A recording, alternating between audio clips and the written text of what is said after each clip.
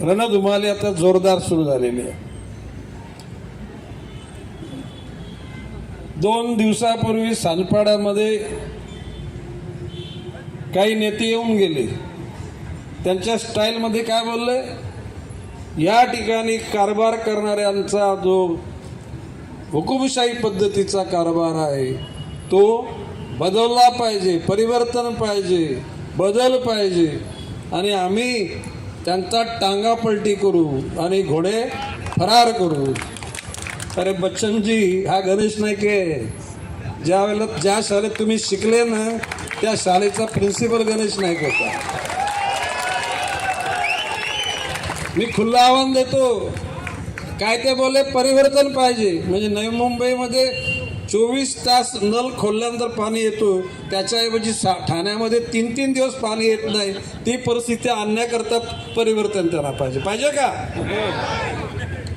ठाण्यामध्ये कचऱ्याची व्यवस्था विल्हेवाट होत नाही. कुठेतरी दिवा वगैरे त्या ठिकाणी मँग्रोवमध्ये टाकून त्याने डम्पिंग केलं जातं. ठाण्यामध्ये STPची व्यवस्था नाही आहे. नवी मुंबईची लोकसंख्या सध्या 15 लाख, फ्लोटिंग पॉप्युलेशन येणारी जाणारी 1-1.5 लाख पकडली तर 16-17 लाख. परंतु त्यावेळेला संजू नाईकांच्या कालखंडामध्ये 30 लाखाची सिवेज ट्रीटमेंटची व्यवस्था आपण करून ठेवलेली आहे. जर का त्यावेळेला त्या व्यवस्थेला 900 कोटी रुपये खर्च आले, जर का आता करायला गेलो ते साधारणपणे 5,000 कोटी रुपये त्याला खर्च येणारा. मोरबे धरणाचं पाणी, ज्याला ठाणे बेलापूर पट्टी ही ग्रामपंचायतची पट्टी होती, ज्यावेळेला महापालिका 1992 साली स्थापन झाली त्यावेळेला पाण्यासाठी लोकांची वणवण जिकडे तिकडे फेरफटका मारत होते. आणि भविष्यकाळात सिडको कशा प्रकारे हे नोड उभे करेल, सेक्टर उभे करेल ही चिंता होती. त्यावेळेला 95ला निवडणुका लागल्या. 57 नगरसेवक होते, 57. त्याच्यापैकी 34 नगरसेवक माझ्या नेतृत्वाखाली शिवसेनेमधून निवडून आले. बाळासाहेब ठाकरेंनी त्याला जबाबदारी पूर्ण माझ्याकडे दिली होती. गणेश नाईकाकडे जबाबदारी देऊन टाका, तो जे काय करायचं ते करील. त्यावेळेला संजू नाईक पहिले महापौर झाले. दुसरे महापौर दंडे, सुषमा दंडे मॅडम झाल्या. तिसरे महापौर विजया म्हात्रे मॅडम झाल्या. चौथे चंदुराने, आपल्याच इथल्या सेक्टरचे म्हणजे पलीकडच्या. आणि 5वे तुकाराम नाईक. पुन्हा 2000 साली पुन्हा निवडणुका सुरू झाल्या. त्याला मी शब्द दिला होता की नवी मुंबईच्या जनतेला 20 वर्ष घरपट्टी पाणीपट्टी वाढू देणार नाही. वाढली का? आणि आज पुन्हा शब्द देतो, पुन्हा 20 वर्ष पुढची घरपट्टी पाणीपट्टी वाढू देणार. त्याच्यानंतर 2000 नंतर पुन्हा 5 वर्ष संजू नाईक महापौर झाले. त्याच्यानंतरच्या 5 वर्षामध्ये मनीषा भोईर पावण्याच्या आणि जुगावच्या अंजली भोईर त्या दोघीजणी महापौर झाल्या. त्याच्यानंतरच्या 10 ते 15 कालखंडामध्ये 5 वर्ष सागर नाईक महापौर झाले. नंतरच्या टप्प्यामध्ये सुधाकर सोनावणे 2.5 वर्ष आणि 2.5 वर्ष. जर गणेश नाईकनी जर त्या ठिकाणी विचार केला नसता तो 2030 साली टाक्या, बादल्या, हांडे, कुंडे घेऊन रात्री 3 वाजता नलासमोर बसावं लागलं असतं. तुम्हाला पसंत आहे का? मग त्यासाठी देवेंद्र फडणवीसांना मी बोललो की नवी मुंबईच्या जनतेला आता आम्ही सवय लावले 24 तास पाणी, 24/7. ना म्हटलं आम्हाला पाणी पाहिजे. रायगड जिल्ह्यातल्या कर्जत तालुक्यामध्ये त्या ठिकाणी पोशीर धरण 1000 MLDचं आहे. त्याच्यातलं 500 MLD पाणी बुक करून टाकला.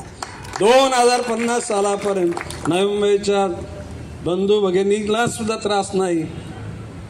पूर्वी आमच्याकडे असं लोक म्हणायचे की ज्या गावात पाण्यात 3-3 किलोमीटरवर पाणी हांड्यातून आणायला लागतो त्या गावात कोण पोरी देत नव्हता. वाशी गावामध्ये पाणी होतं, गोडं पाणी होतं, पण जू गावामध्ये गोडं पाणी नव्हतं, ते खारं पाणी.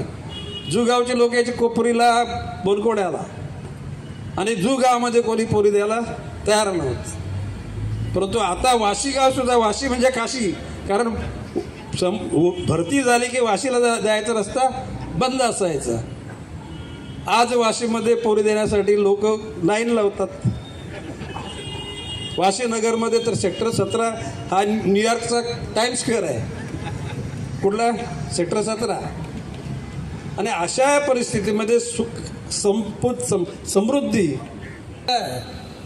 आणि ते जो FSI वाढवला तो जर का जनतेच्या हिताकरता वाढवला असता आमची काय त्याला हरकत नव्हती. परंतु बिल्डर लोकांचं हित लक्षात घेऊन बिल्डर लोकांच्या दलालांच्या सल्ल्यानं त्या ठिकाणी या योजना राबवल्या गेल्या. त्यांना आता पता माहिती नाही. आणि परवा सानपाड्याला बोललं की त्यांचा टांगा पलटीवर. मी ओपनली चॅलेंज देतो. काय बोलले? एकनाथ शिंदेला हलक्यात घेऊ नका. टांगा पलटी घोडे फरार. मग तू गणेश नाईकला हलक्यात धरलंस ना.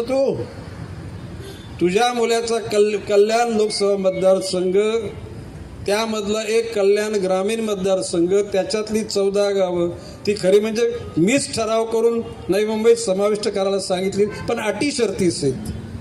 अरे तुझ्या अगोदर 3 वेळा पालकमंत्री या जिल्ह्याचा मी होतो, विधानसभेचा आमदार होतो, मंत्रालयात बैठक घेतली, एका फरमान काढलं आणि 14 गावं म्हणजे आम्हाला हलक्यात धरलं नाही. मी चॅलेंज देऊन सांगतो, गणेश नाईक तुझा टांगा पलटी करेल. घोडे फरार नाही, घोडे बेपत्ता करून टाकले. आणि चॅलेंज ओपन देतो. फक्त प्रश्न असा की भारतीय जनता पक्षाची शिस्त आहे की त्या पक्षामध्ये केंद्र स्तर, राज्य स्तर आणि जिल्हा स्तर तेवढ्या जर मर्यादा नसताना तर मी खुल्लंच आव्हान देतो, पुढच्या लोकसभेच्या वेळेला तुम्ही स्वतः लढा. आणि भारतीय जनता पक्षाला एकही ठाणे जिल्ह्यातली जागा तुम्हाला येऊ दे. पालघर, ठाणे एकही जागा मिळणार नाही. आणि मग गावाला जायला लागेल. त्या गावाचं नाव काय? दरे गावाला जायला लागेल. काही अडलं गेलं की दरेगाव. आणि त्याच्या बच्चन तो कोण तो खासदार का मस्के का कसके, तो काय बोलतो? गणेश नाईकनी भूखंड लाटले. बोलायचं चॅलेंज आहे. राईट टू इन्फॉर्मेशन मधून माहिती काढा, प्रायव्हेट केसेस भरा. आणि गणेश नाईकनी 1 इंच जागा, 1 इंच कशाला, माझ्या ज्या ज्या ठिकाणी जागा कष्टाने घेतलेल्या आहेत त्या ठिकाणी FSI अर्धा पण आम्ही वापरलेला नाही. बोलाची भाषा म्हणून बोलायचं. वृत्तपत्राच्या किंवा चॅनल लोकांना मी सांगतो, त्याला विचारा कुठला प्लॉट गणेश नाईकने ग्रॅप केला आहे. उलट तुमची पापत तुम्ही आता खरं म्हणजे कोणाचा जुना इतिहास काढायची माझी इच्छा नाही. तुम्ही होता कुठे ना आला कुठे? भ्रष्टाचाराचा पैसा कमवला आणि आज तो नवी मुंबईच्या जनतेला वाटण्याचा प्रयत्न चाललाय. नवी मुंबईची स्वाभिमानी जनता हा पैसा घेणार नाही. घेणार आहे का? कारण तो हरामाचा पैसा आपल्या संसारामध्ये कुठे चाय पत्तीला जर लागला तरी ते विषच होणार आहे. मी कोणाला गरज असेल तर आमच्याकडे या. गणेश नाईक तुमचा मोठा भाऊ म्हणून तुमच्या सगळ्या गरजा पूर्ण करेल. परंतु अशा या हरामखोराचा पैसा तुम्ही घेऊ नका.